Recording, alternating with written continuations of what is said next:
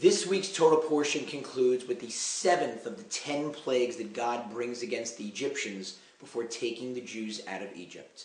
The 7th plague is hail, and it's an awesome one. It comes down from the sky, and it's unprecedented for it to hail in Egypt. But this isn't regular hail, because fire is mixed inside the hail, and it causes enormous destruction. It's the only plague after which Pharaoh himself, although momentarily, concedes that he has sinned. And after this plague, merely from a warning about the 8th plague, Pharaoh's servants are telling him, "Enough, let them go."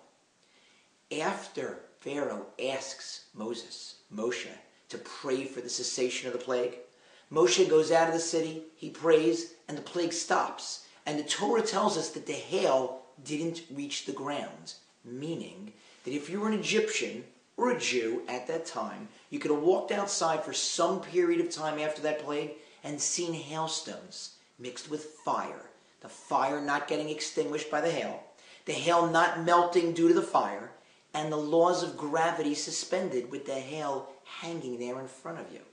A rather clear indication of the existence of God, a pretty open and obvious, awesome flexing of the divine biceps. And people these days ask, where's the inspiration?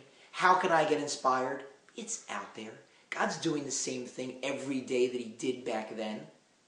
Go visit the Grand Canyon, Yosemite, Niagara Falls, an African safari. Go see a Caribbean sunset, the Swiss Alps, or just fly in a plane and look at the clouds from above.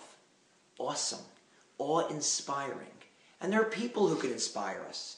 I just got back from Israel.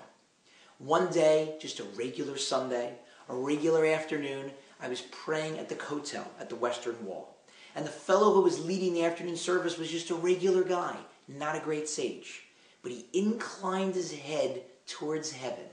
And when he started praying, it was so obvious that he was talking to God.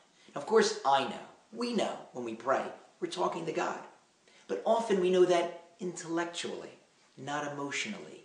This guy knew it with every fiber of his being. It was so clear from his inflection, his intonation, his body language, that he was just talking to God. I actually crept a little closer because I figured there was a 50-50 chance that God might answer him. And I wanted to hear that. There's so many different ways these days that we can seek inspiration. From a rabbi, from a rebbitzin, from a speaker, from a class, from a book, from a friend, from a neighbor, from a video blog.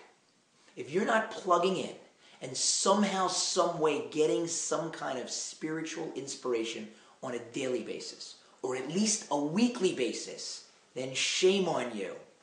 You're really missing out.